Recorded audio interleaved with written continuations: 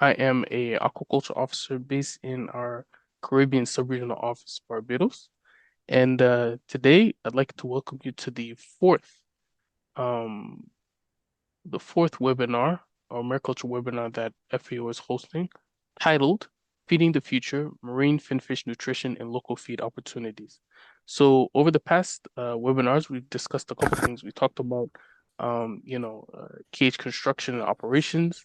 We had a great webinar on the production of of seed, particularly marine finfish seed, and how it could be contextualized here in the Caribbean. And today, we're speaking to one of the biggest, if not the biggest, bottleneck of aquaculture development for the Caribbean and for the world, which is feed. Um, every time we speak about developing pilots within the Caribbean, one of the first conversations that comes up is where we're going to be importing feed from.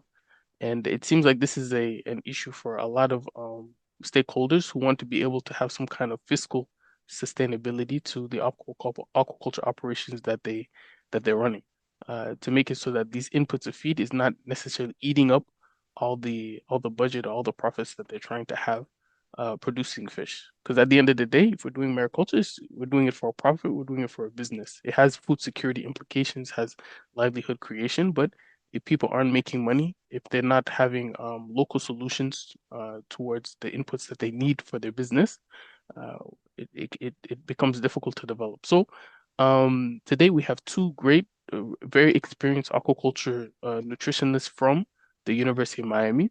We have Dr. Jorge Suarez and Mr. or Dr. Julio Camperio, who will be speaking on aquaculture nutrition. They're going to start off by presenting on the current challenges in aquaculture nutrition, and then they're going to have a second presentation that will speak to feed management and local feed production strategies for Caribbean aquaculture. So hopefully we'll be able to have a wider discussion as far as um, Caribbean stakeholders on this call. You guys can ask questions and kind of contextualize what's being presented to you today to your own circumstance, and we can have that kind of dialogue. And yeah, I hope this is a learning experience for everyone on the call, including our international participants as well from outside of the Caribbean. So with that, I believe Jorge, Dr. Suarez, you're starting the presentation. Thank you, Mohammed. Yeah, so you Hello. can begin. Go ahead. Sorry. No, I'm just saying you can begin. Welcome, and thank you for joining. No. Good morning, everyone. First of all, thank you very much for being here. Let me briefly explain what we had planned today. My talk will last about 15 minutes. I will be talking about the main challenges in aquaculture nutrition, comparing them with other species where nutrition is more advanced. Then my colleague Julio Campeiro, one of our PhD students in nutrition, who is about to finish his doctorate, will give a very good and detailed presentation about what is happening in aquaculture nutrition uh, on the current problem and challenges. So I would like to suggest that we leave all questions until after Julio's presentation, because that's when you will really have the complete picture and be able to ask more informed questions. Okay.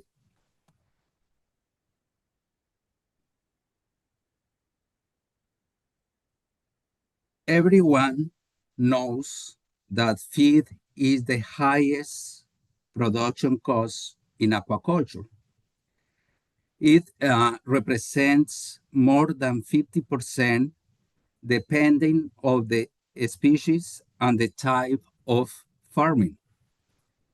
But this challenge is not unique to aquaculture. However, poultry and swine industries face the same issue. However, these industries have made incredible progress in genetics and nutrition. The real difference is that they are now formulating diets at a more exact and precise level. And that is one of the main difference with our industry. In the poultry and swine industries, diets are formulated in a much more exact and, and precise way. Profit margins are smaller because the price per kilo of meat has decreased in recent decades. To remain competitive, these industries rely on both genetic progress and precisely formulated diets. They even update nutritional requirements on a regular basis. A key point is that they formulate diets at the level of digestibility nutrients, which makes them more accurate. In aquaculture, we are not yet at that level. Now, aquaculture is completely different story. Here we are dealing with many species in many environments and at different stages all at once.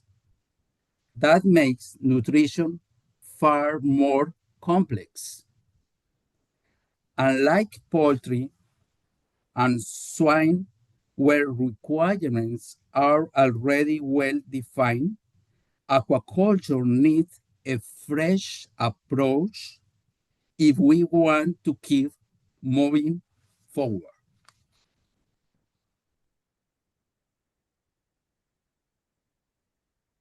In aquaculture, feed is often a black box.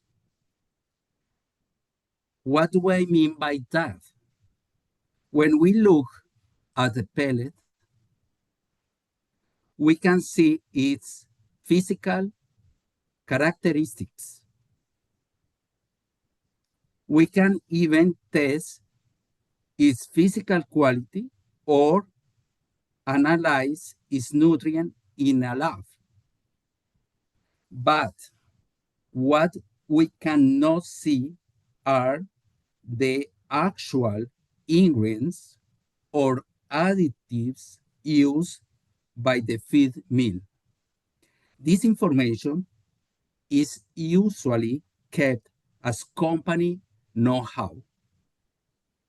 That's why we cannot assume feed is perfect. There is no such thing as a perfect feed. It's our responsibility to monitor its quality carefully. From the feed mill perspective, the process covers formulation, manufacturing, and distribution. But in farm, be careful, we need to ensure that feed arrives in a good condition and the storage facilities meet proper quality standards. If not, feed can quickly lose value, especially marine fish diet rich in fish oil, which are very sensitive to rancidity. This is why monitoring both physical and chemical is so important.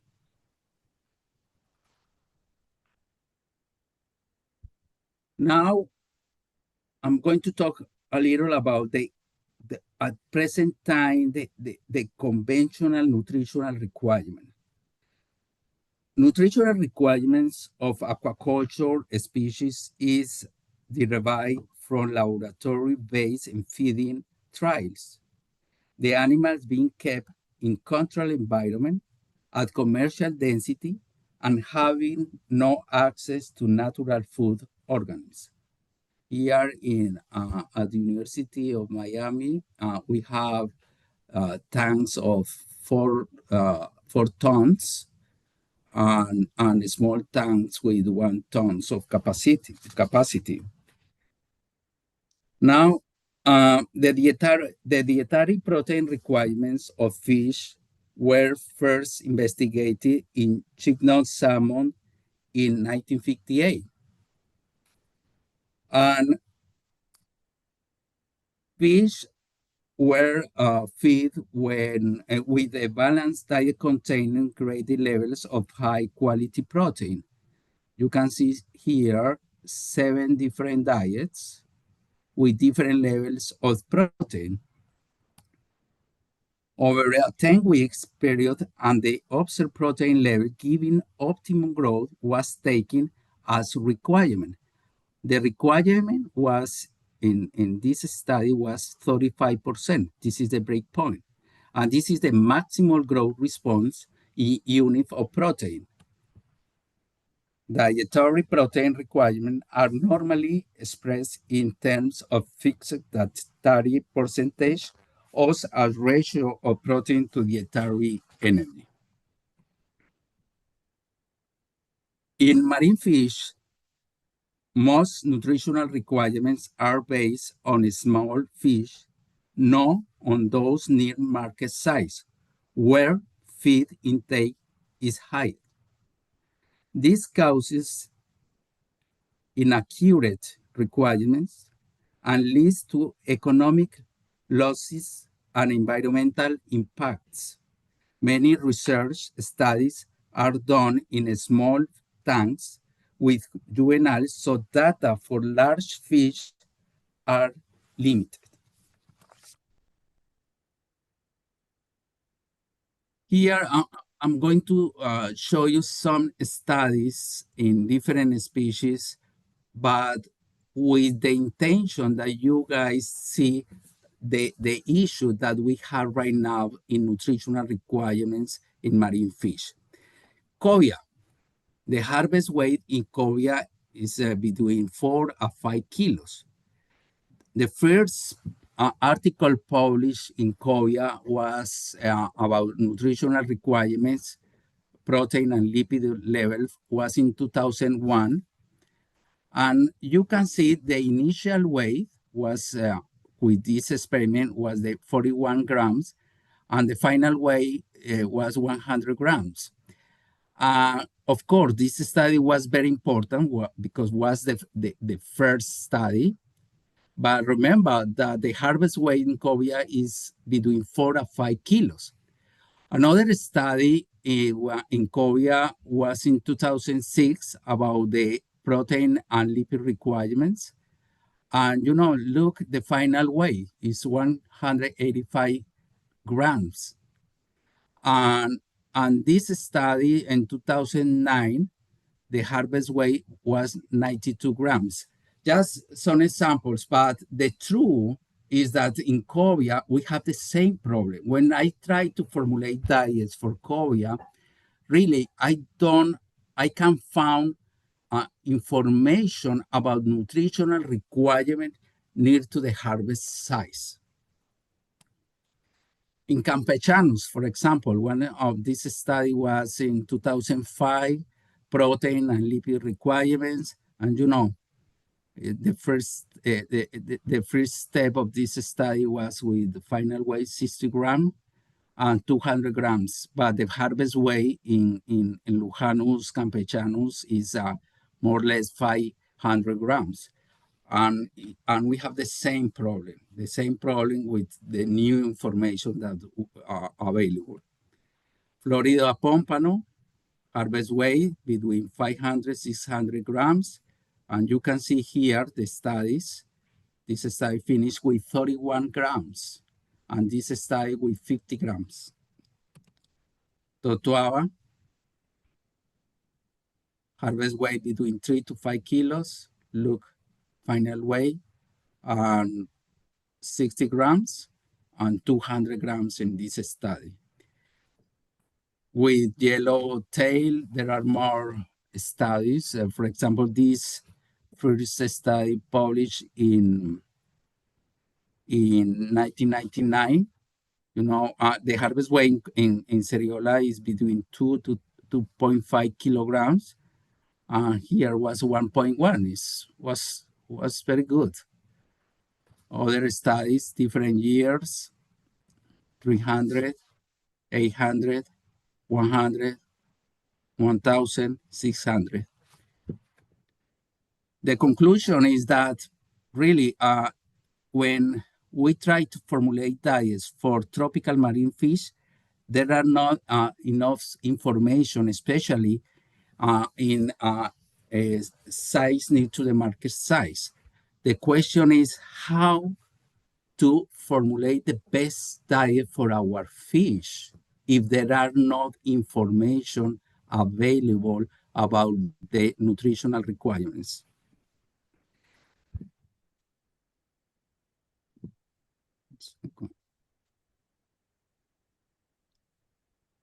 Now, in salmon, Norway began developing its salmon industry in the 70s, focusing in genetics, nutrition, and management. Excuse me. Chile followed this model and consolidated its industry in the 90s. According with Hendred in 2012, genetic selection improved the feed conversion ratio of Atlantic salmon by 20% after 5 generations. Today, the industry maintains an FCR between 1 and 1.3, which is considered one of the most efficient in global aquaculture. In marine fish farming, feed represents over 50% of production costs, same that another species.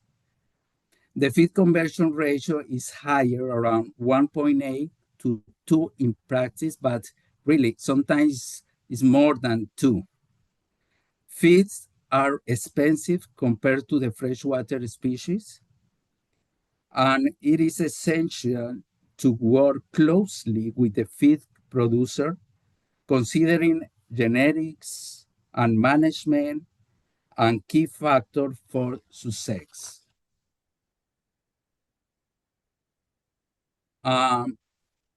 This is our proposed concept. It's a nutritional requirements under practical aquaculture condition. Let me stress again, in aquaculture, we are dealing with many species in many environments and different stages all at once. That's make nutrition far more complex. To determine nutritional requirements at the farm level, we must first optimize the feeding tables. Feed is often a black box. We don't know its ingredients or formulation, but we do have, but we don't have the pellets. The key is to quantify consumption. It's not just about tons of feed used, but is how much digestible protein each fish consumes per day. And this is a big difference. This concept changed everything. Knowing daily digestible protein intake allows for more precise feeding and better control of efficiency and cost. I will explain this in the next slide. Okay, knowing the digestibility values of our diets is essential to adjust feeding tables and determine the nutritional requirement of fish. Let's focus on protein. This is just one example. A diet with 30% of crude protein, this is the current diet, the control diet, provide 300 kilograms, 300 kilograms of protein per 1,000 kilograms of feed. It's easy. 300, 300 kilograms of protein, right? Our control diet, which has been used for a long time on the farm, shows 87% of digestibility, meaning the fish utilize 261 grams of digestible protein. Now, another diet, cheaper, right? Always happen. Some companies say, okay, we have a diet, it's less expensive, and okay, a cheaper feed with the same 30% of crude protein, yeah, but only 70% of digestibility provide just 210 grams of digestible protein. In contrast, a high quality diet with 92% of digestibility allows the fish to utilize 266 kilograms of protein, offering better performance and making it possible to reduce the feed use from 1,000 to 958 kilograms while maintaining the same nutritional levels. In short, digestibility defines efficiency. A high quality diet improves growth, reduce costs, and support more precise feeding management.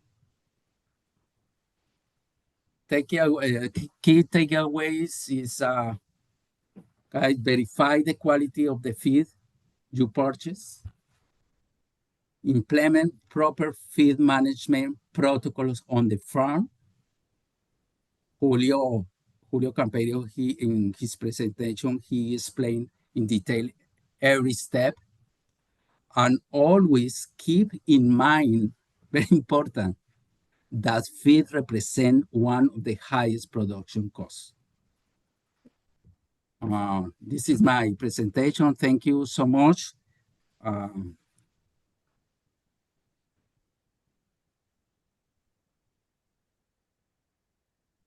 Thank you so much, Jorge. Does anyone have any questions? No, it's Or would you like Julio to go? Then we can ask questions yeah, at the end. because both presentation is complementing. Complimentary. Okay, no problem. So Thank you. then hold your questions, please, and then we'll let Julio start. Thanks again, Jorge. No, you're welcome.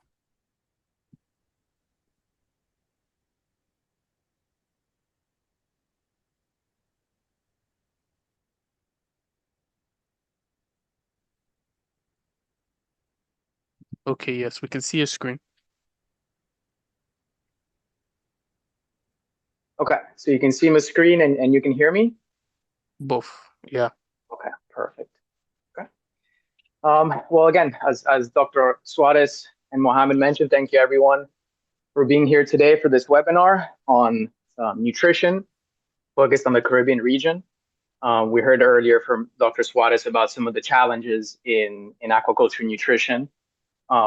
my part of the presentation or my part of the webinar will focus on feed management and potential local feed production strategies for Caribbean aquaculture. Um, pointer. Okay, so this presentation is mainly divided in 5 topics, and we'll cover topics such as feed selection, feed storage, feeding protocols, feed efficiency, and farm profitability, and then looking into challenges, opportunities and challenges in local feed production. I'd like to make a side note, more specifically for feed storage and feeding protocols. During these 2 topics, I'll try my best to reference some of the experiences I had in other regions, specifically for marine aquaculture. I had the opportunity to move to Palau in Micronesia, which is in the Western Pacific, to do some aquaculture nutrition research. And Palau is a very small island and has about 20,000 people. And while I was there, there was something, what was happening in Palau at that time was something similar that seems to be happening now in the Caribbean and in Jamaica, which is a collaboration between local agencies, private sectors, and research institutes and international organizations to kind of push forwards aquaculture production in islands. And similar to Jamaica, Palau is a warm and climate region, and they were trying to become more self-sufficient in terms of food production. So in terms of these 2 topics, I will try and share some of the experience that I saw on the farms. Had the opportunity to visit specific farms and see what the farmers were doing in terms of storage and feeding protocols, and hopefully I can share some of my experience on things to do and things not to do. So we'll go forwards with that. So the first section is feed selection. We heard from Dr. Suarez the importance of selecting nutritionally balanced, digestible, and as well as stable feeds. Obviously, the first thing to do would be to identify the species of interest and make sure that the feed contains the nutrients that the animal requires. Obviously, feeds are compounding materials that are made with different feed ingredients, whether they're plant-based, land-based, proteins, or marine-based proteins. So it's very important to make sure that depending on the ingredients we're selecting, that we are in fact giving what the nutrients that species needs, and not only what that species needs, but also what that life stage of the species needs, because as fish grow and as animals grow, the nutritional requirements change. And so as the fish grows from hatchery to nursery to grow out to commercial harvest, the feed is going to change size, but also change the nutritional requirements. We heard from Jorge Suarez the importance of digestibility. Generally, a high quality diet will be manufactured with high quality ingredients, which tend to be more digestible. The higher the digestibility of a diet and its ingredients, the more nutrients will be digested in the animal, the more, the higher the nutrients that the animal can assimilate. And so we see that generally when you use a diet with low digestibility, not only is the animal excreting more waste and is essentially wasting those nutrients, but you're essentially also wasting money because you're paying for a feed and a certain percent of those nutrients are simply not being used by your animal to produce mass. So it's generally makes more economical sense to maybe spend a little bit more and increase in a high quality diet that is highly digestible and that will allow your fish to grow quicker, rapidly, and get to the market in a shorter cycle. And then as well, the importance of using stable feeds. Marine feeds, in this case for Lujanus campechanos, the red snapper, it's a marine fish. So the feed probably contains fish meal and fish oils. And both of these ingredients are prone to oxidation. Both fish meal and fish oils, especially fish meals. Fish meals, to be able to sell fish meals across international borders, you have to include antioxidants to prevent the oxidation of the meals. And then especially in fish oils, the long chain polyunsaturated fatty acids are also prone to oxidation. So there are different additives or different ingredients that can be added to keep the feed stable. But generally, when you purchase a diet from big companies like Biomar and Skretting, they know what they're doing and they're aware of these the stable factor of the feeds, and so they should be making sure that the feeds are in fact provided in a stable manner. The second point is matching the pellet size to the fish species and life stage. As you can see here in this picture, we have different sizes of pellets. So for example, if you're at the grow out phase of a red snapper that is 400 to 500 grams, you should not be using a feed this size. Not only is a feed significantly small that it might not even entice the fish to consume the pellet, but this feed might be tailored for a fish at a younger size that requires different nutrients. So it's very important to make sure that as the fish grow, we are providing them with the right pellet size. As I mentioned earlier, it's always good to make sure that the provider of your feed is a trusted supplier, and that they also provide you with nutrient guarantees. That if you are requiring a feed that has, for example, you're requiring 45% protein, that they are fulfilling that request from you. And that can be done through nutritional analysis. Generally the feed companies, they formulate the diet, so they have an idea what's in it, but then they should be analyzing that diet once it comes out and providing you with a nutritional analysis of the diet. That is very important to understand whether what you are paying for is actually what you are getting. And this is something very important, is also in the local areas, let's say in Jamaica, is to identify if there are local labs or universities, for example, that can carry out these nutritional analysis. For example, these ones, at least these ones in the left side of the table: protein with amino acids, lipids and fatty acids, energy, acid, and moisture. If there is a local lab that can, or local lab or local university or private company that can analyze these would be great, because then you can continue to monitor as feeds come in. You can keep making sure that the feed you're receiving is actually what you're paying for. For example, when I was in Palau, there was no such lab, so all the feeds had to be sent to Guam. So we had to put the feeds in a plane, go over to Guam, and it was a whole logistical complication because it always took significantly longer to analyze those feeds. As well, there are certain, let's say, negative factors to keep in mind that could potentially contaminate feeds. When feeds contain generally plant-based proteins or plant-based ingredients, they might have certain levels of mycotoxins and anti-nutritional factors. Unfortunately, these are inevitable. The best we can do is trust in the feed companies that they are sourcing the ingredients from producers that are properly producing and processing their ingredients to lower as much as possible these two factors. And then when using marine ingredients like heavy metal, like fish meals and fish oils, there might be an accumulation of heavy metals simply because especially mercury does accumulate in the marine environment, and then as well as lipid oxidation. So these are some things that need to be kept in mind. And these are analysis that the big feed companies do have the resources to analyze. And you have all the right to ask Biomar, Skredding, or whoever is providing a feed for them to send an analysis. Additionally, again, if you are able to identify locally a lab that can carry out this would be amazing, because you can also make sure your feed is maintaining its stability throughout the storing process. And we'll get more into the topic of how to store feed, because if feeds are not stored properly, especially in a warm and humid environment, mycotoxins produced as a metabolized by fungus can start to increase, and then you can start to have issues. But we'll get into that in a couple later slides.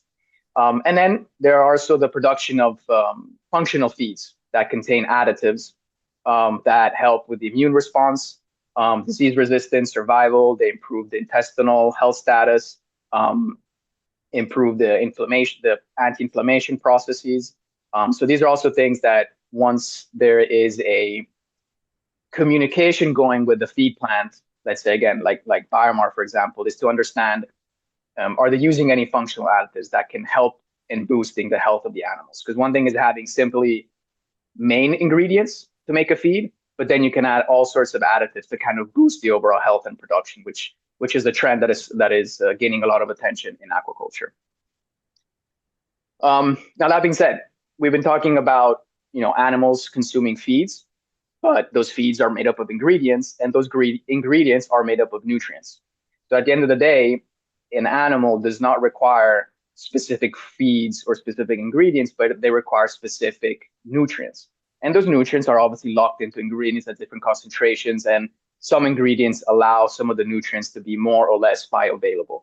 So it's important to understand that when we're formulating a feed, what we're looking for is identifying what nutrients are needed for the species, and where can we find those ingredients where can we find those nutrients, sorry, in the different ingredients that we have available. Something very important to keep in mind is there is going to be variability in the overall nutritional quality and also the contaminant concentration of different ingredients produced from different countries within different seasons and where they use different processing methods.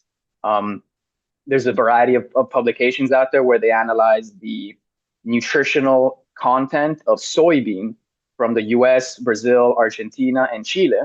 And even though this ingredient was sold and labeled as soybean, these 4 different ingredients had very different protein levels, very different amino acids when it digested in vitro with pepsin, very different in vitro digestibility. And then as well, when they also analyzed the mycotoxin concentrations, and they were very, very different. So that's something very important to keep in mind. And the reason why I bring this up is because these main ingredients are produced and sold on the global market. And depending on what's going on in the world, some productions can be halted, and supply and demand can change. And so that will also end up changing the price of those ingredients. There's a couple examples. There was in Peru. Peru is one of the largest fish meal producers in the world. And several years ago, they have 2 fishing seasons. And before the fishing season, they go out and they take a stock assessment to see how healthy is the stock and what quota they can dictate for that fishing season. And a couple of years ago, the quota was significantly reduced. And so all the big feed companies did not have access to as much of the Peruvian fish meal. And obviously the Peruvian fish meal price went up because their supply went down. And all the other feed companies that wanted fish meal had to go and source fish meal from other sources. And as we heard from earlier, the variability of their nutrients of that fish meal did change because it was sourced from other ingredients. Another example is the Russian-Ukrainian situation that went on. Ukraine is a big producer of grain. Russia is a big producer of fertilizer. Obviously, when that whole dispute started, there was a decrease in grain production and fertilizer production, which caused several downscale implications on the agriculture sector. And then the last example is what's going on now with the China and the US tariffs, where China has reduced its purchase of US soybean and is purchasing more Argentinian soybean. And so US soybean farmers are finding themselves with a production which they can no longer sell to to one of their biggest clients. And so that is having effects in the whole global price market.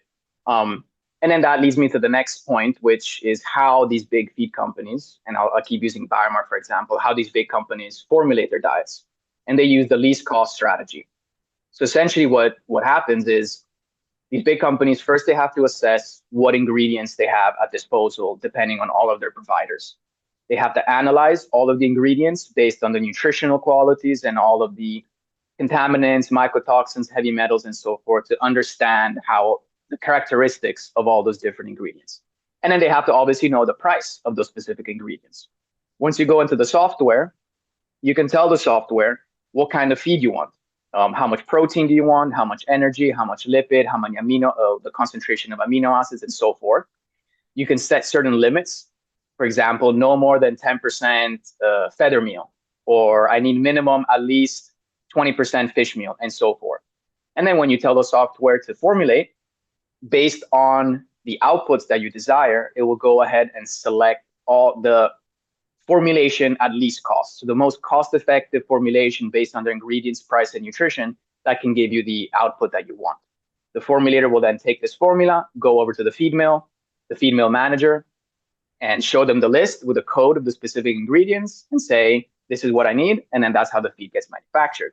And the reason I bring this up is because if the prices of ingredients change and the nutrients of ingredients change based on where they're being sourced, the formulation will also be changing. So for example, if the fish meal price goes significantly up and they have to use less of it to still stay within the margin of the feed production, they're going to have to change up the formulation. They're still producing a feed that has the same nutritional requirement, the same nutritional profile, but the ingredients per se are going to start to fluctuate a little bit. So you might be buying a feed in January that has a specific nutritional requirement with certain ingredients, And then 6 months later, 10 months later, you might still be getting the same feed with the same nutritional profile, but it's going to be using different ingredients, which might have implications on the farm and the overall health of the fish. Julio, I had a question. Yes. Yeah. So, we spoke about this idea of fish meal being produced in Peru and how they're one of the leaders as far as fish meal production. Have you noticed a correlation between where fish meal is most produced and where aquaculture activity is more advanced? So is it a sense that in Peru, for example, you're saying that, okay, we're seeing a lot of fish meal being produced, and the reason why the industry is being built up is to deal with local demands of aquaculture development? Or is it that they just have some kind of advantage in fish meal production and it's independent of the actual aquaculture production of the country? Yeah, no, I mean that's a good question. I think, and maybe if Benetti's on the line, maybe he can also pitch in later, because he might Right. have more experience on the whole global scale of things.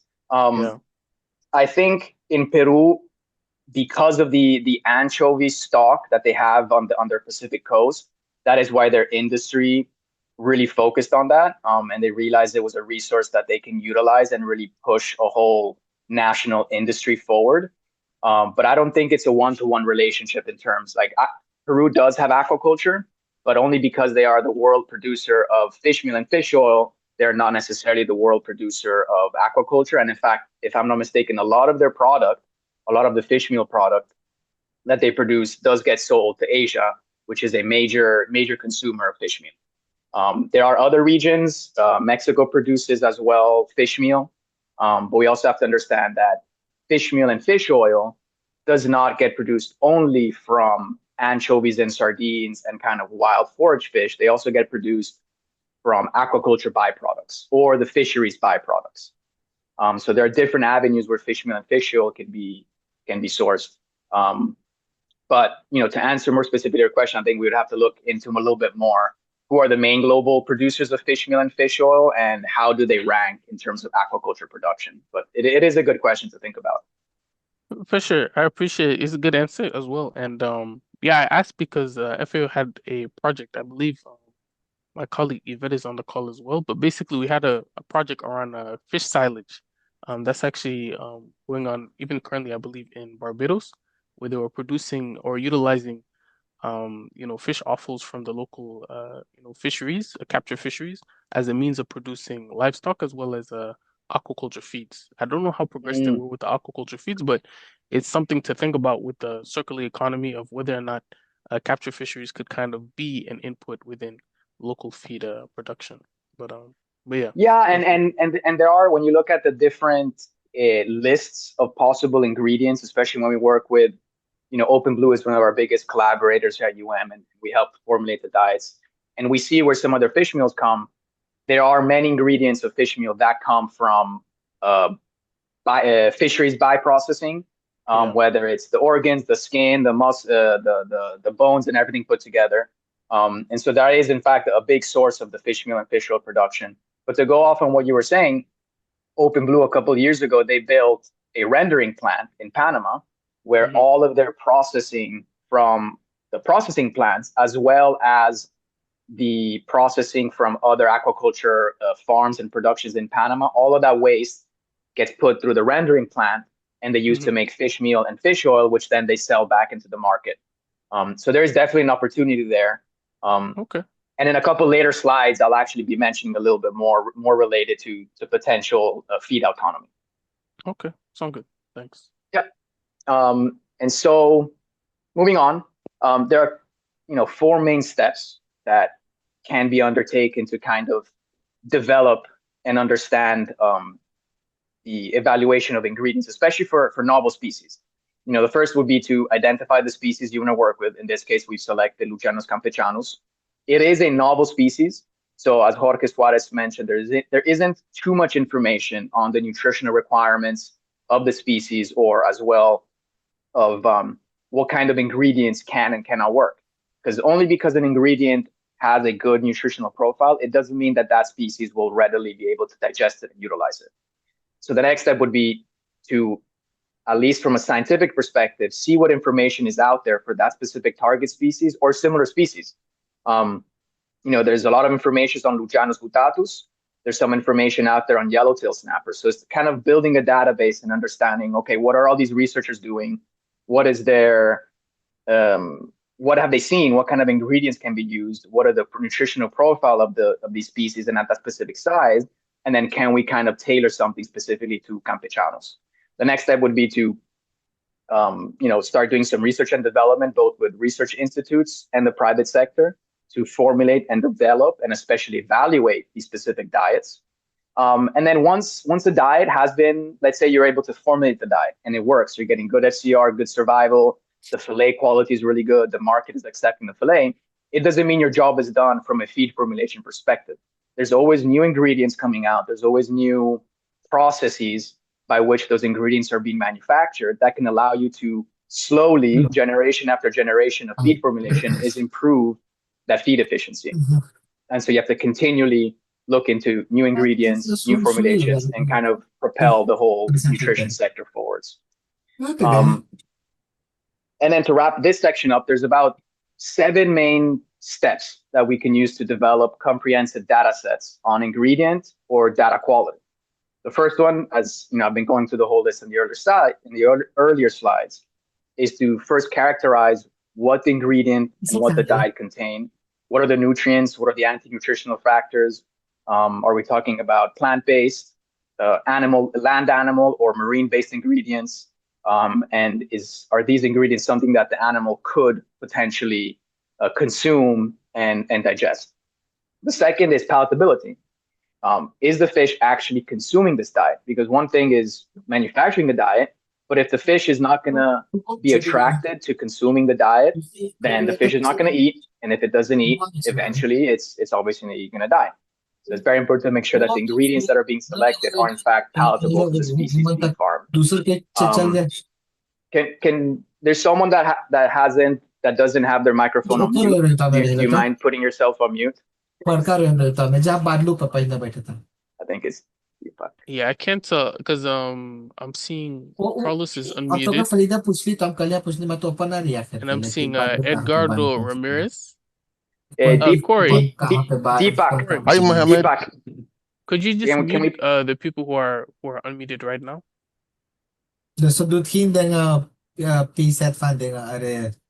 I think it's we can mute him.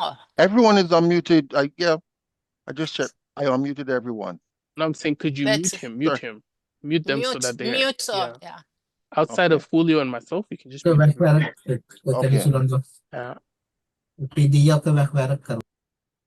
There we go. Nice. Awesome. Okay. Thank you. I appreciate it. Yeah, sorry No, it's fine. It happens. And then the next step after palatability is digestibility. As I mentioned throughout the couple slides, is the animal actually able to digest those ingredients? Because there are certain plant-based ingredients that because of their anti-nutritional factors, the species might not be able to fully digest them. You'll still reach the required nutrients for that species, but if the animal is not able to digest and liberate those nutrients, then again, you're wasting money and you're potentially compromising the health and production of your fish. After digestion, there is utilization. Those digested nutrients, are they actually being assimilated by the animal and being put into muscle growth? So is the animal properly growing and turning those nutrients into essentially sellable product that you can then push onto the market? The fifth step is something more specific that requires more resources, which would be looking at the overall health assessment and immunological aspects, looking at the blood biochemistry, anti-inflammation, antioxidation, and things like that, which are always good things to eventually start to look into to see if the feeds are actually conferring significantly more positive effects on the health of the animal than just growth. Also, diet processing is going to have major effects on the overall quality of the diet, depending on how the ingredients are processed, but also how the feed is processed, different temperature, different extrusion, the heating, the drying, the cooling, the storage. These will affect the hardness, the leaching of the diet, the amount of dust that gets produced, and all of these can have effects on the overall production of the fish. And then the most important final step is once you assess all the diet and the fish are growing and they're eating and you're starting to put the product to market, is the fillet that you're selling acceptable by the market? Because the different ingredients in different diets have been seen to potentially change the properties of the fillet, whether it's color, smell, taste, texture, firmness, juiciness, and all these other factors, which will have an effect on consumers purchasing or not this product. So it's very important to make sure that once the diet has been manufactured and it's been evaluated, is to assess the fillet and the final product. Now on to feed storage. This is something that sounds very simple, but it is very, very important, especially in humid and warm climates like Jamaica and the Caribbean, but especially I bring back the example of Palau. One of the first things is obviously keep the feed once received in a cool and dry ventilated area. Ideally, as you can see in this picture, this is a picture from one of our collaborators. They have these 1-ton feed bags stacked, separated so they allow airflow between the feed bags, but especially they're all raised on pallets. Now, if the feed bag were to be placed directly on the floor, you might get accumulation of humidity between the feed bag and the floor, which in a warm climate, in a warm and humid area, the humidity will end up causing fungal growth, which will then produce mycotoxins. So it's very important to store feeds in a proper manner. Follow, in this case, FIFO. I know many people know FIFO as fish in, fish out, but for feed storage, we use first in, first out. And we saw this happening in Palau, where farmers would pick up, they still had 3 or 4 bags left in their storage.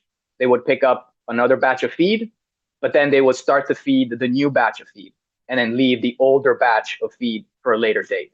The idea is to always use the essentially, quote, the oldest feed that you have in storage. So you're always kind of cycling through it.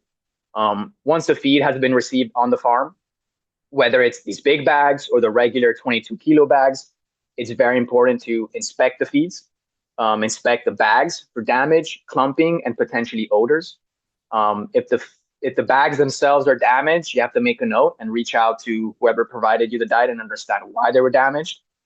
Clumping, you can see in this picture, in the bottom left, there is some clumping going on, which is not ideal at all. You can see also some white pellets, like these ones here. These are contaminated with fungus.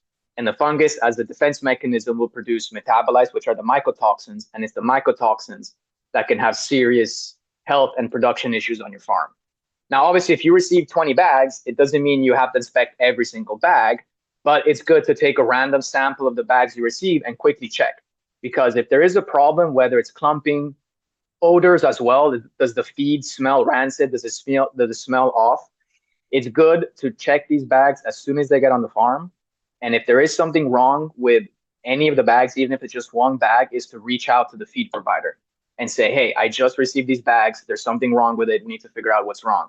Because if you don't inspect the bags and you inspect them maybe, let's say, a month later, 2 months later, and there is a problem, then the feed provider will say, well, you've had this product for 2 months. It's not my responsibility because now it's on your hands. So it's good to inspect it as soon as possible. In Palau, they were using these totes, these trash cans, but they were properly storing these specific totes. They were leaving these totes. They were black trash cans. They were leaving these on the farm in the sun and under the rain with the feed inside. So you can imagine over time, this can cause issues because when we would go and touch the feed would be warm. But being in a warm and humid climate, things can start to go wrong really fast. So if you do keep them in the bags like this or in a tote, keep it in a cool, dry, and ideally ventilated area. As well, pests. There was a lot of rats in Palau, and it was interesting because the rats were essentially chewing a hole through the door to get into the feed room. And so we had to install a metal plate at the base of the door to prevent the rats from going into the feed plant, into the feed room. So keep in mind that pests will also smell these pellets. It's essentially food for them, and they'll try and get into it. So keep that in mind as well. There are certain tools that they use mainly in the grain industry, but these tools can be used for these big bags, which are essentially probing, probes that you insert them in the fabrics between the bags, and it allows you to take samples within the feed bag at different depths. So you can assess if there's any significant difference between feed that is specifically in the middle of the feed bag or on the outer side. Now going a little bit more into the feed storage, specifically the mycotoxins. Mycotoxins are in fact a major issue, and they are essentially inevitable. Mycotoxins tend to occur, or they mostly occur, in plant-based ingredients. As you can see here, we have wheat, soybean, rice, maize, and maize DDGS. And so when these ingredients are used to make shrimp feed and fish feed, you'll see that there's going to be significant concentrations of mycotoxins. The idea here is it's going to be really hard to receive a diet, or almost impossible to receive a diet that has zero mycotoxins. But many different regulatory bodies, for example, in the European Commission and the FDA in North America, they have very strict limits of specific mycotoxins, especially aflatoxin. This is the main one, the main culprit. They have specific limits on the concentration of aflatoxin, whether it's 5, 10, or 15 parts per billion in ingredients and feed. So again, when we are purchasing feed from someone like Biomar or Skretting or Cargill, we are assuming that they are sourcing their plant-based ingredients from a reliable source that is properly checking and monitoring their own ingredients, and that they're properly stored, and that when Biomar or whoever produces the feed, they are also producing a feed that is under those limits. Now, if you are receiving a feed that has, let's say, for example, aflatoxin under the legal limit, you're good to go. But if you store that feed in a hot and humid environment and improperly store it or manage it, it's possible that that fungus will keep growing and it will keep producing aflatoxin. You won't realize it, and you're going to keep feeding that feed, and your fish are going to get an issue because they're going to be highly contaminated, and then aflatoxin can have serious inflammation issues. It can affect the immune system, the nervous system, and so forth. So again, it's very important to try our best to minimize the risk and properly store the feeds, but also check the feeds on a regular basis. And you can see fungal contamination when you see all of this white stuff, because it's essentially mold and fungus growing. And as a defense mechanism, they produce aflatoxins. Now, in terms of feeding protocols, generally, we understand that younger animals, in this case, younger fish from the larval stage, they need to be fed more frequently. And as they grow from nursery to grow out, we can reduce that feed amount. So that's just something to keep in mind. There are different feeding methods. You have the automated feeding methods like the belts and the distributors and so forth. But then you have also the traditional hand feed. Whether you go with the automatic, where you place the feed required, you set the dosage, and then you kind of set and forget it. But you still need to have someone to maintain these equipments, because you are going to be working in a humid and salty environment, which can potentially corrode and cause issues with all of these pieces and equipment. So you're going to have someone to continually maintain these equipments. And then you have the traditional hand feeding, which is a good way because you are able to actually observe the feeding behavior. One thing is receiving a feed sheet, and this is what we were doing in Palau. The farmers would receive a feed sheet. They would receive the fingerlings, they would receive the feed, and then a feed sheet where they would, it would be an Excel essentially saying every day until harvest how much feed they had to feed based on the feed conversion and the growth and the expected FCR and the expected feed growth. So one thing is simply receiving the feed sheet and just feeding what you're supposed to and then walking away. And the other is feeding the fish and then observing their feeding behavior. Are they all eating? Are some at the bottom? Are they not eating? Is it a normal feeding behavior? Because generally, if fish do not eat, do not consume all of the feed, then there's something going on. So it's very important to observe the feeding behavior. And when working in tanks, it's always good to remove any uneaten feed because that can cause water quality issues.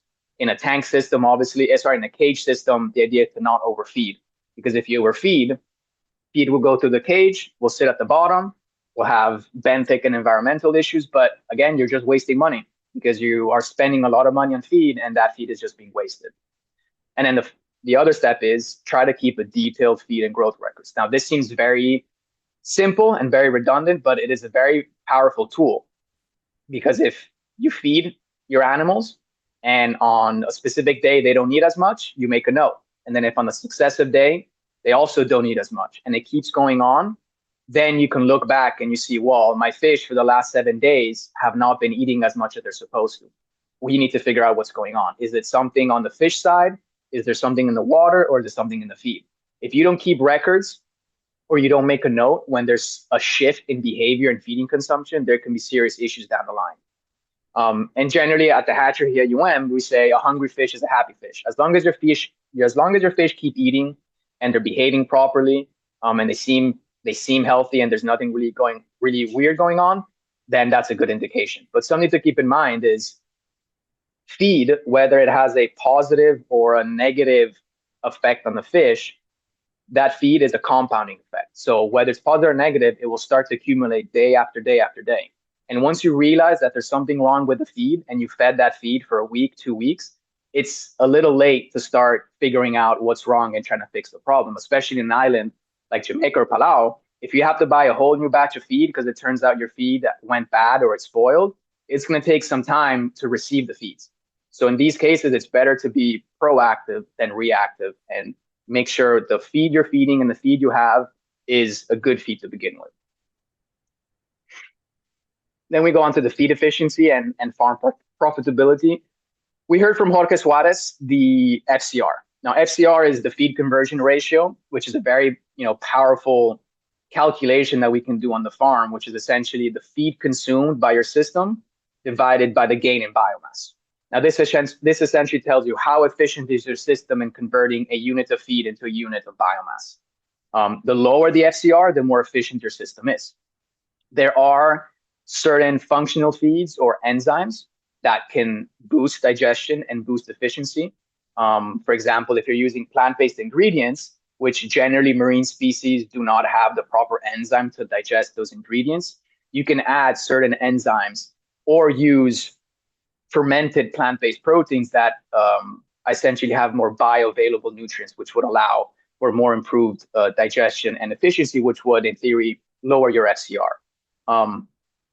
In the cases that I specifically saw in Palau multiple times, the farmer would be informed to feed, and I'm going to say 5 kilos, for example, at their cage.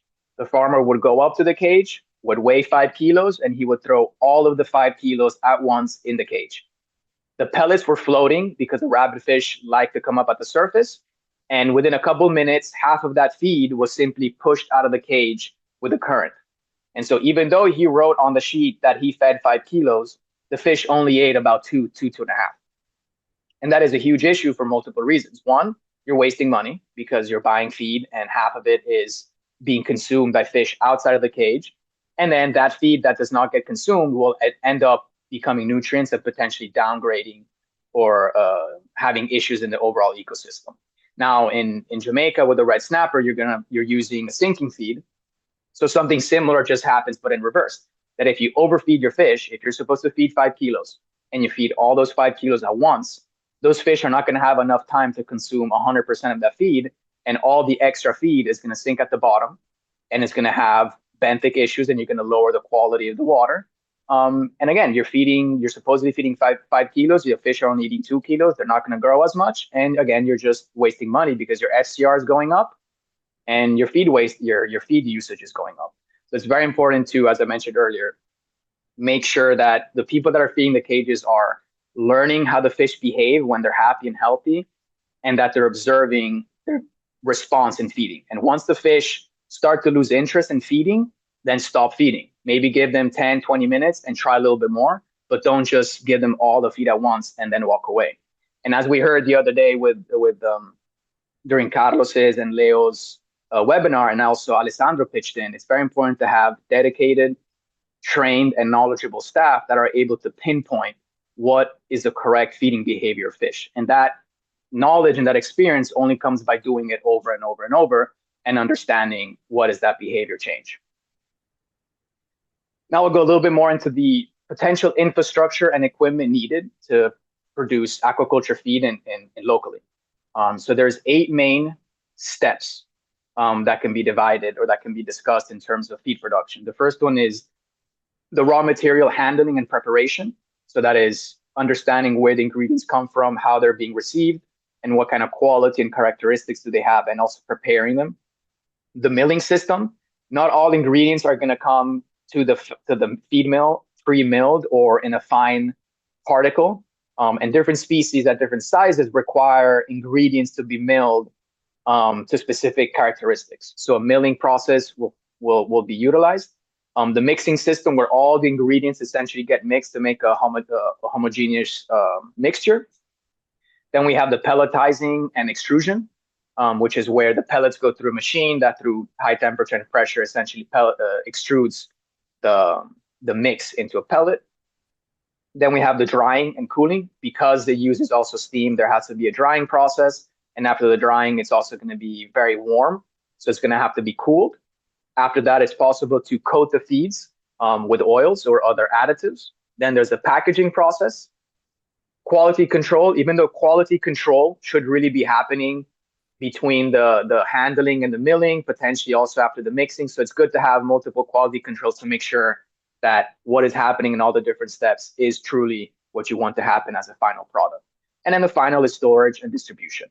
And as we mentioned the other day, again, in the last seminar, these steps require a specific infrastructure with specific equipment and knowledge of people in both feed formulation, but also in how to install, manage, operate, and maintain all of these equipments. So that's something to keep in mind, that it's not a very simple turnkey situation where you can just install an infrastructure and then run it. It's a highly advanced system. Obviously, depending on the volume at which you want to produce feed, then you have different size equipments. It's possible if you want to do just a small experiment at the hatchery or in the lab and produce 50 kilos of feed, for example, you can buy very small lab grade equipment and produce the feed locally like that. But if you want to scale up, then things start to get a lot more intricate. But when we start looking into potential opportunities into local feed production in Jamaica, there's certain things that can happen. First is try and use locally available agri-industrial and fishery byproducts. So the first step would be to identify what other production industries are happening currently in Jamaica or in the Caribbean, and identifying if those industries are producing any byproducts that could be used for fish feed production. I was able to find online a company in Jamaica that produces poultry, Caribbean broilers. Supposedly they are the biggest poultry producer in Jamaica. And according to their website or this article, they plan on building a $15 billion plant, a processing plant that can process 100,000 chickens per day in their open air chill poultry processing plant. Now, this is very interesting because aquaculture does use a lot of poultry meals, feather meals, and so forth.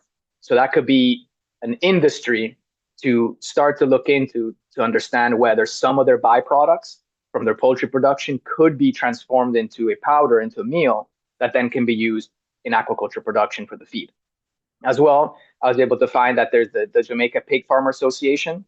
In aquaculture, there is different poultry byproduct meals, meat and bone meal, blood meal, and so forth from swine that do get used for aquaculture feed production. So this is another avenue to start looking into, is whether the byproducts of pig farming can be diverted to make fish feeds in the future. There's obviously a lot of agriculture going on in Jamaica and the Caribbean. And the idea here is to identify which byproducts of which sector could be used. If I'm not mistaken, there is a sugarcane production in Jamaica, but I've never seen a formulation with sugarcane for aquaculture. So that would be kind of discarded. But the idea is to identify which ingredients, which produce and plants are being produced, and if they have any byproducts, if those can be turned into a meal or into a powder and then used in aquaculture. And then the same thing can be done for fisheries, whether it's local tilapia or shrimp farming in the Caribbean or any other kind of farming, or whether it's fisheries. Are there any byproducts being produced by the fisheries, and can any of those products be used? And that is something that we discussed in one of the questions from Mohammed. Is can these marine-based byproducts be converted into meal and an oil and be used for fish farming? And a lot of the meals now in aquaculture are coming from trimmings from the fisheries and aquaculture. So what would have to happen is do an inventory and understand what is the access to potential feed ingredients, identify which ones they are and which ones can be used, and can those be turned into a meal or an ingredient. And as Mohammed mentioned, this would promote circular economy and especially waste valorization. Because if you think about it, all the waste from these industries, the byproduct from all of these industries, at the end of the day, it's just nutrients. We label it waste, but those wastes still have nutrients that could be potentially reutilized in some shape or form as an input for another industry. And to do all this, there's going to have to be some regional research and development partnership between, government agency, private sectors, research institute, to kind of have an assessment of what's out there and what could potentially be used. And then to go a little bit further, when I went online and I went on the Caribbean Broilers website to see what do they offer, and it seems that they've built the first Jamaican protein plant. And essentially what they do in this plant, all of their processing waste from their poultry farm, whether it's the organs, the feathers, the bones, and so forth, all of their byproducts get sent to this facility where they make a protein meal. And this protein meal, again, according to the website, is being used for the pet food industry. So if the aquaculture sector in Jamaica and the Caribbean starts to increase, and there seems to be an opportunity to start developing feeds regionally, then this could be an industry to kind of reach out and do some kind of collaboration, I think, and see if their protein meal can be used for snapper or red drum or whatever species gets selected. Now, let's say in the future there is the possibility of setting up a local feed production in Jamaica or in the Caribbean. There's always going to be some challenges. As I mentioned in this presentation, there's still going to be inconsistencies in raw materials depending on where the ingredients are being sourced, how are they being produced, in what season are they being produced, and how are they being processed. Unfortunately, that is an inevitable aspect of feed manufacturing, but that is something good to keep in mind. Currently, at least from what I was able to gather, there's a very limited aquaculture milling or extrusion infrastructure in the Caribbean. And I think the point at which it will be viable to build a local feed production plant is when the production of aquaculture increases so much that the demand of feed will justify the investment in the feed plant. So that is something to keep in mind. Obviously, it is possible to produce, something small scale at a university or at a farm and manufacture small batches of feed. But here we're talking about large scale and regional feed production. It is possible that even though we would be able to source the main protein ingredients, whether it's plant-based, animal-based, or marine-based, it's possible that certain specialized additives will still need to be imported, and those tend to be a little more expensive, especially if you're importing from international borders.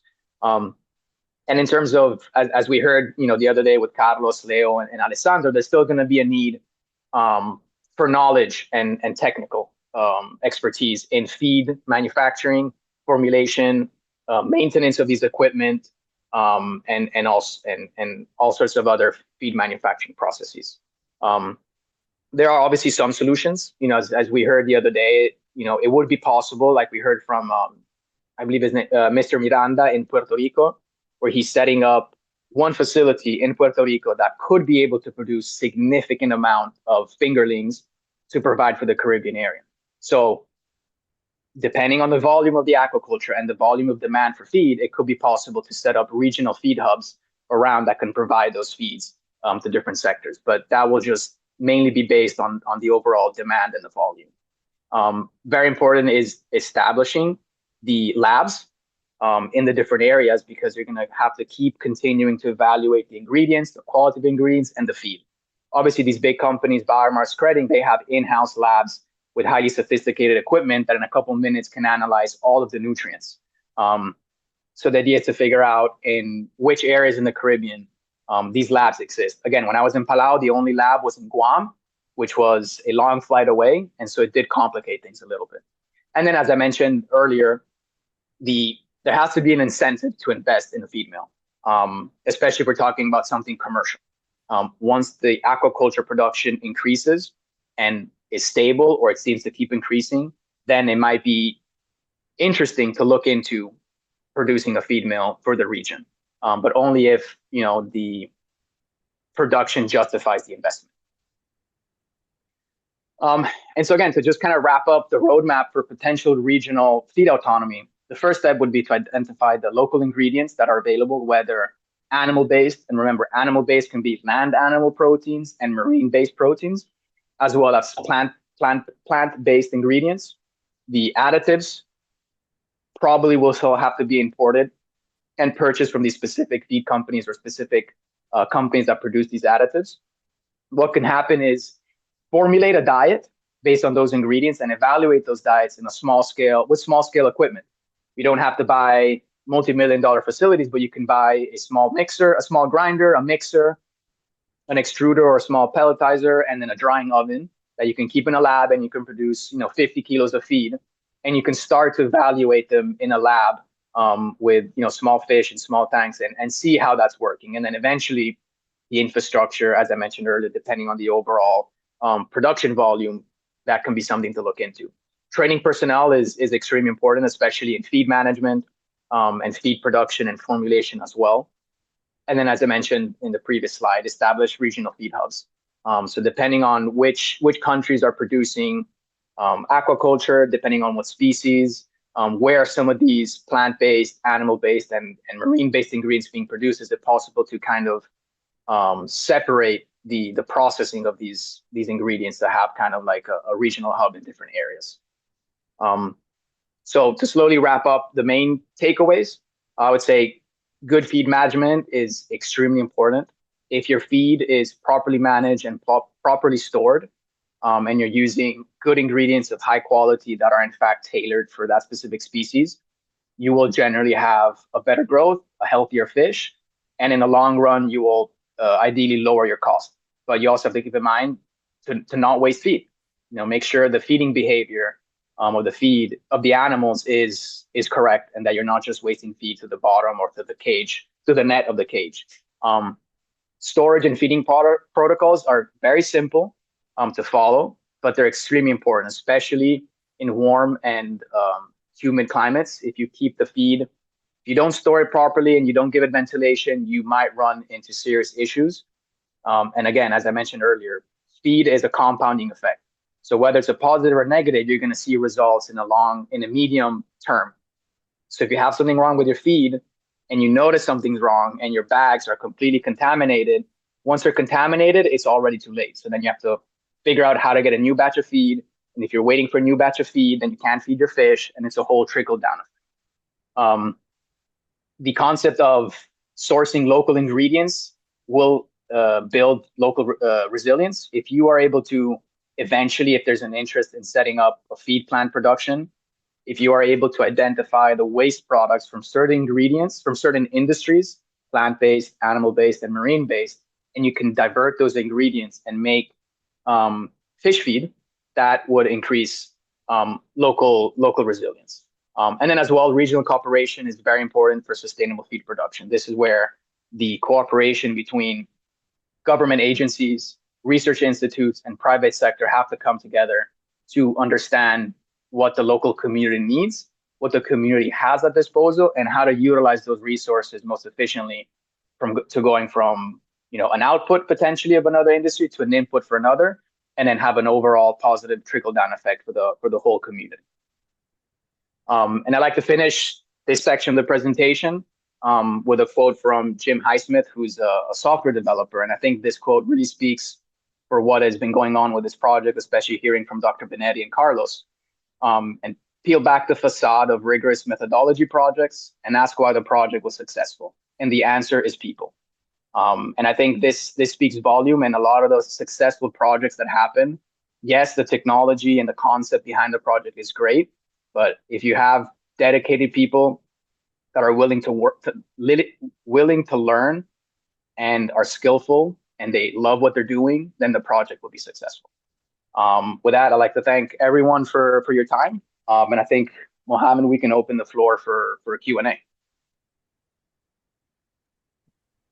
Amazing presentation, man. Really, really good. I really appreciate how you were able to contextualize potential solutions for the Caribbean and speak to the fact that it is possible that there are frameworks to which we could find solutions and create some kind of sustainability for mariculture, aquaculture production in general. Of course, it's not going to be easy. As you said, it depends on the people and collaboration, particularly within existing infrastructure. But yeah, really good presentation.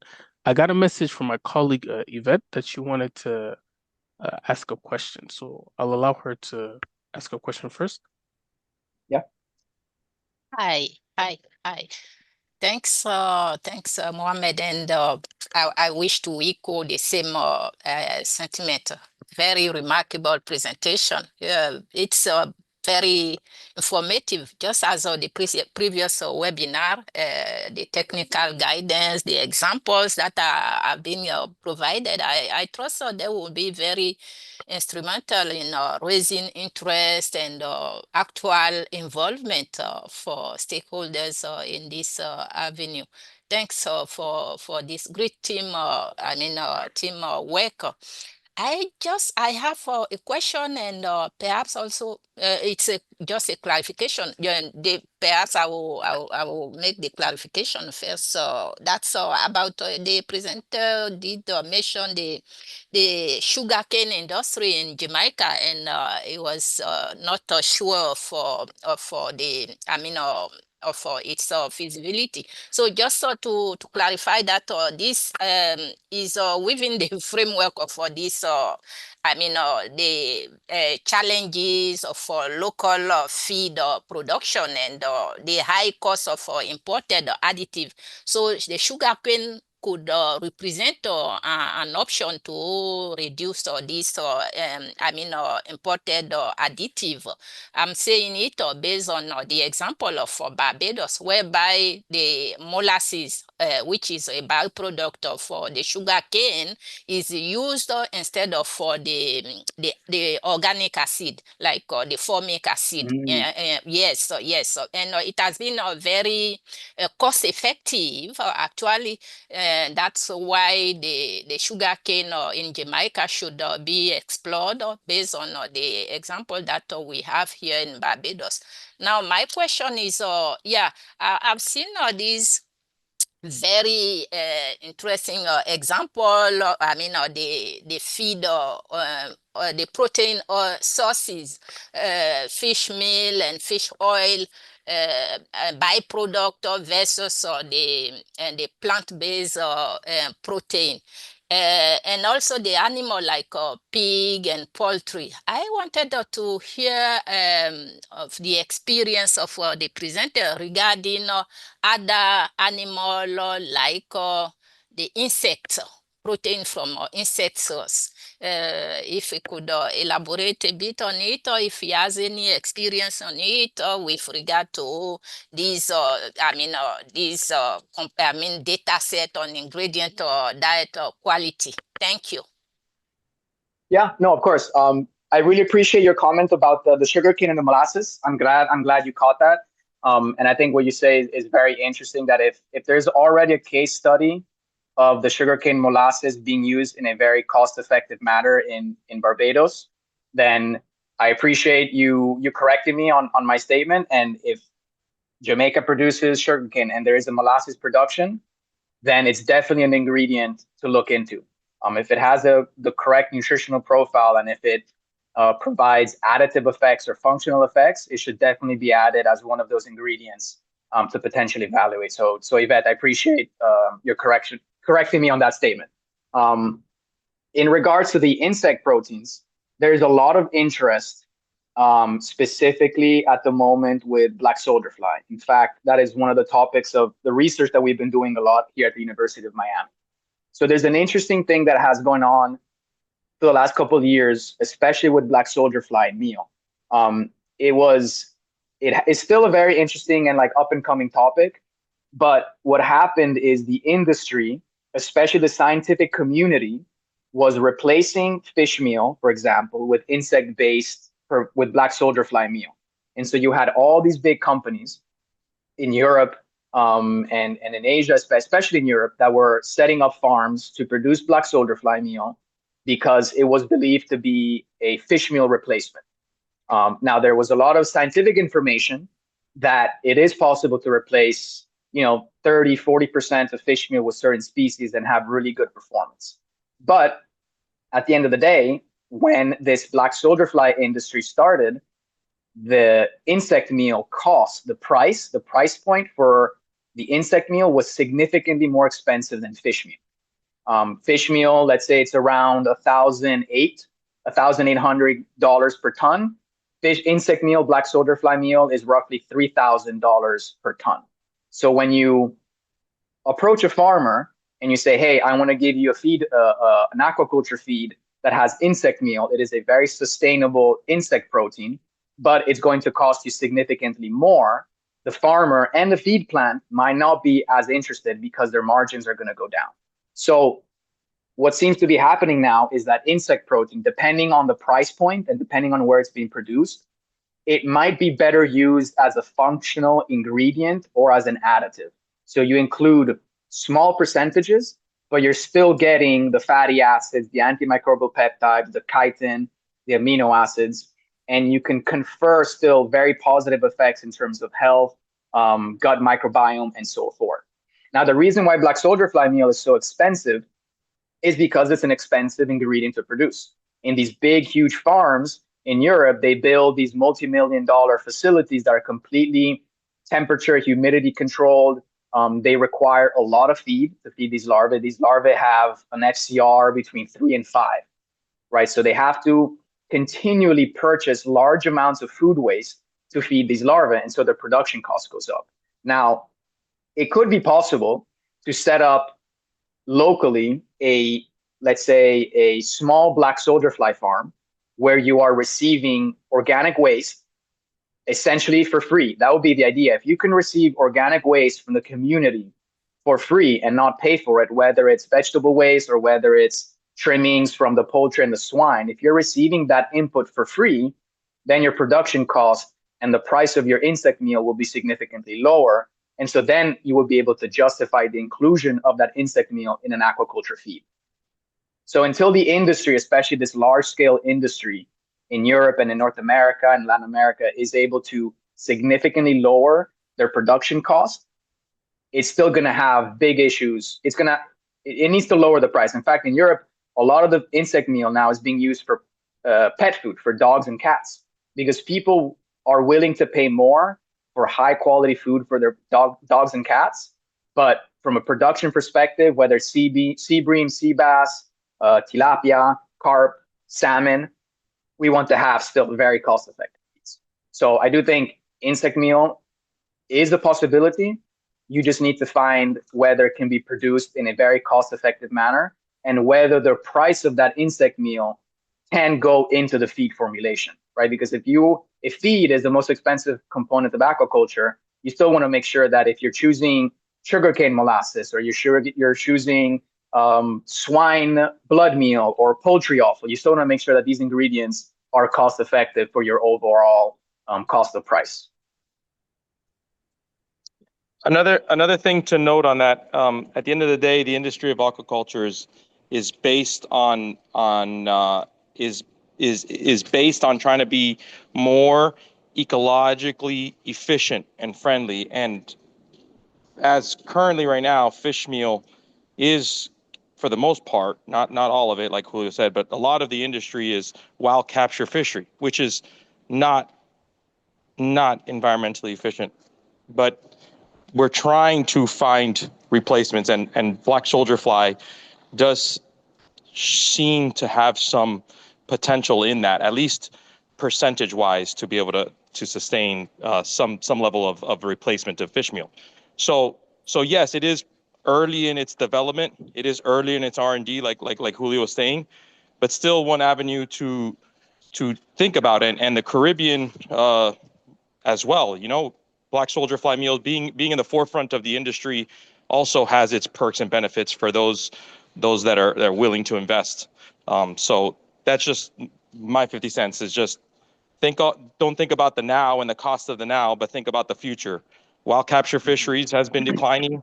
I know Benetti definitely in his talks talked about that, the overall decline in wild capture fisheries. Everybody in the Caribbean knows about it, especially local fishermen. So we can't continue to extract sardines from the ocean for fish meal to produce protein for human consumption only. So we got to try to find ways to minimize or reduce that. And black soldier fly seems to be a good option. At least that's, like, again, my opinion. Yeah, and I think this is one of the positives of having these kinds of meeting of minds and discussions, because actually I think the reason Yvette can follow up if she wants, but the reason why she might have brought that up is because at FAO we have a pilot for black soldier fly going on in, I believe, Trinidad. And I'm not as familiar with the project now. I want to look a lot more into it, but the idea was trying to find this kind of protein that can act as a Mhm. as a more sustainable way of feed. So I'm definitely gonna follow up to see how that project has developed. And yeah, maybe there is a solution that can be contextual, because it's sounding from what you're saying, Julio, that it's more so the system to which you're producing the black soldier fly is not profitable currently. But if people can find a way to collaborate and create a more sustainable system of producing it, maybe it could work. Yeah, I mean, I would also love to follow up with Yvette, and like you mentioned, I would like to learn a little bit more what FAO is doing in Yeah, terms of black soldier, right? Because it's a topic that I've been researching a lot, and I think it's a fascinating topic. yeah, But like you said, it's the technology is there. It just depends on how it's being managed and how it's being operated and the scale of it. As long as you can keep the production cost low, the end product will be a cost-effective product. But once you start purchasing feed from different sectors, then your production cost is going to go up, and so you're going to have to sell it at a higher price. And certain markets might not be interested in that. mm, it makes sense. Any other questions? Yvette, if you have a follow-up, you can add again. Uh, yes, that's fine. I think for the example of the black soldier fly, there is also, yeah, it's in Trinidad Tobago, but piloted as well in Barbados. So, Mohammed, you can we can have currently we are planning even the visit of one of our colleagues from HQ on bioeconomy to this to this facility. And effectively, the cost efficiency is an important factor to kind of investigate. Otherwise, the technical feasibility is there, but the for the production is an important factor. So yes, let's follow up with Tanya. Tanya is the colleague who is leading on this here in the Caribbean, and there is a plan. There is a pilot currently in Barbados. Thanks. Awesome, thank you. Nice. So we keep in touch. We keep in touch, Julio, about that. Yeah, I Um, would love to. any other questions or comments from the attendees?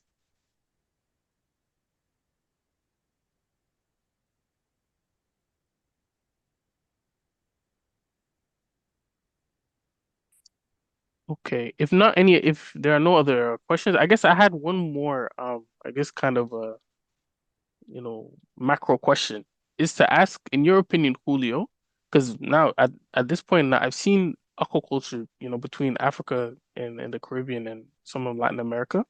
And although I know that it's possible to have formulated feed that's contextualized to your environment and what you produce locally in your country and profit, I do still see that a lot of commercial farms use the big names, use the Spreadings, the Biomars, and Ale Aquas, these places. And I just wanted to know from your opinion at a macro scale, if you believe it's because there's a kind of endemic like pro to using these brand names instead of formulating locally, or do you think that it's just a case of, people are not educated or have enough information of how they can replace brand name feeds with what they can produce locally in their own countries? Yeah, so that's my question. Yeah, no, I mean, it's a good question. All the farmers production are using these big names. Um, I think to get into feed manufacturing, and hopefully I tried my best to cover, to get into feed manufacturing, it's such a big industry, and you have to know a lot of different aspects of the ingredients, the quality, the machines, the infrastructure, the permitting. It's a whole huge ball game, right? So if you're a farmer, it's you're dealing with your fish, you're dealing with your production, your larvae, your nursery, your grow out. It's kind of it doesn't incentivize you the complexity of getting into the feed industry to start making your own feed. and working with these big companies, it's simple as calling your provider, saying what you need, how many bags, when do you need it, and then your feed arrives there. So it's a simple way to get the feeds. But these companies, they've been doing this, they've been working on feeds for years, and they've invested huge amounts of resources to be where they are currently. But it is a monopoly if you think about it. There's only 5 or 6 global feed companies around the world, and they provide everything for everyone. So it's also a hard industry to get into because they completely dominate the market. Obviously, if you want to start getting into feed production, at the beginning, you're not going to maybe produce the same quantity as these guys. You'll start small and slowly kind of tailor the diets. But figuring out whether is the right time or when to set up the feed plant is also something to look into, and it's going to take a whole assessment of the overall Caribbean situation in terms of aquaculture. What is the production? What are the species being produced? Where are these farms happening? And understand if it's something viable, because these big feed companies have contacts all over the world, and they know where the specific ingredients are being produced, and they buy these huge amounts of feed, and that lowers their cost also, right? Because if they're buying thousands of tons at once, their production costs are going to slowly be reduced. So it is a hard industry to get into, I think. But if it's something tailored, like Benetti always talks about, like a boutique feed plant, if you have a novel species that is specific to your region, you can make commercially small batches of feed. You're not trying to compete with Biomar that's producing feed for, tilapia, shrimp, and salmon all at once. If you're doing something small scale, you could be able to start producing something small scale. I mean, initially the cost might be high because you're still figuring things out, but it could be a possibility eventually, I think. But obviously, I think the focus now is focus on aquaculture, the production of the snapper, see how that develops, and then still rely on these big names, the Biomar, the Skretting, make sure that they are still giving you the best possible feed, the quality, low contamination, and everything's properly stored. So once you prove that aquaculture is effective and it's working and people want it and the market wants the product, then eventually a future phase can be, okay, let's try and make the feed autonomy and go into that direction. Yeah. I hope that answered yours. It was a long answer for your question, though, but I hope I answered No. it. Yes, it is. Yes, it is great. Yes, it is great. And it's complex. It's complex, but that's why, hopefully between, like you said before, the international organizations, academia, and then private institutions, solutions can be brought up.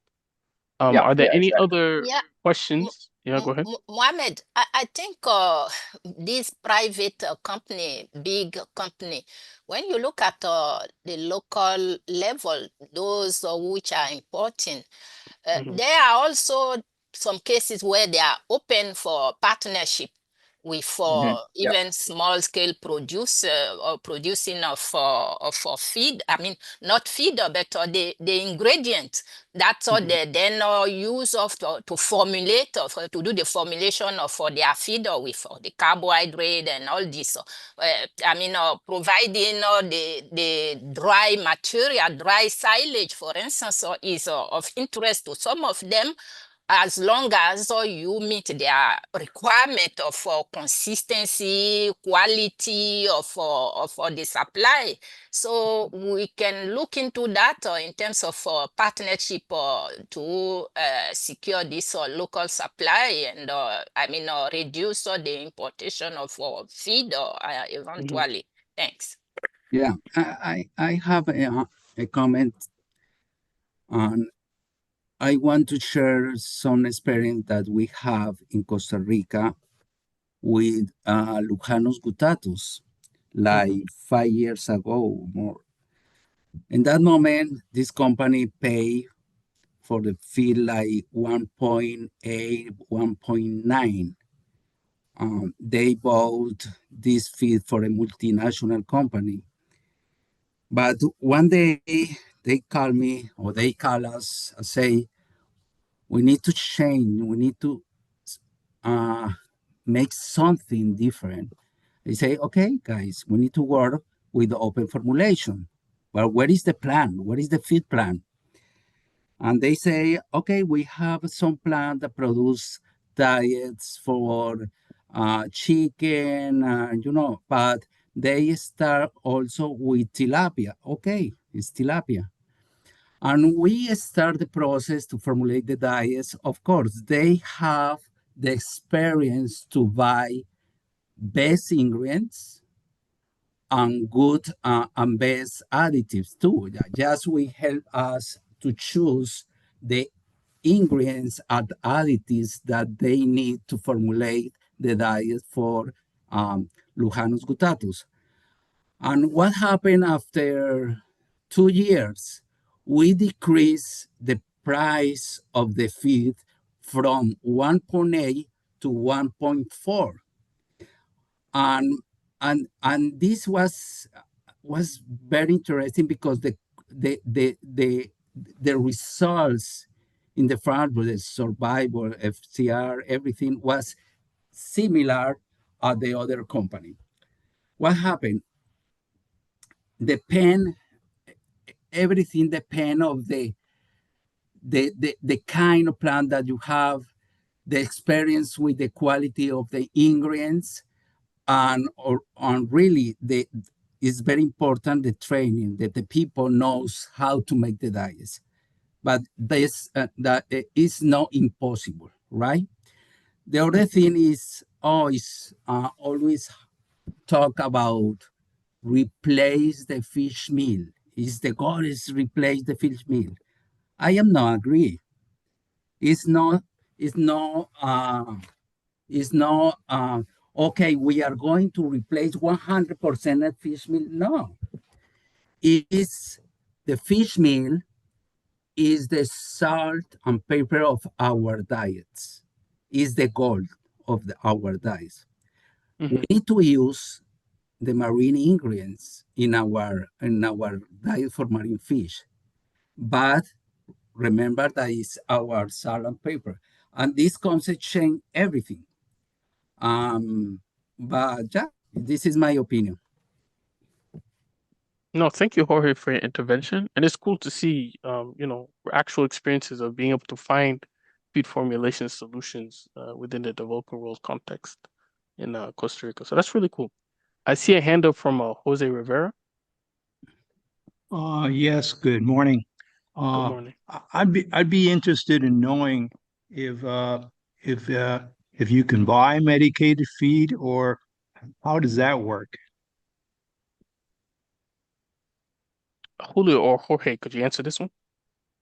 I think for the Go ahead, yeah, Julio, go ahead. no, I think for the medicated feed, it depends on the local government regulations. I know, at least in my experience with between US and Europe, there's different regulations and permitting process on what medicated feeds can be sold and used. So it really depends on that. Whether a medicated feed, I'm not sure if a medicated feed, if you would need, depending on the recommendation from a vet, whether you need essentially like a medical permit from the vet to allow the feed company to medicate the feed. I don't know, Jorge, if you want to add a little bit more on that, if you have more experience regarding Jose's question.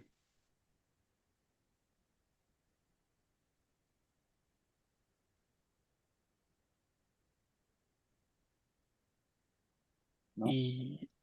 Maybe Oh, not. maybe not. Okay, no problem. Yeah. So, any other questions or hands raised? I'm seeing that we're rounding up as far as time.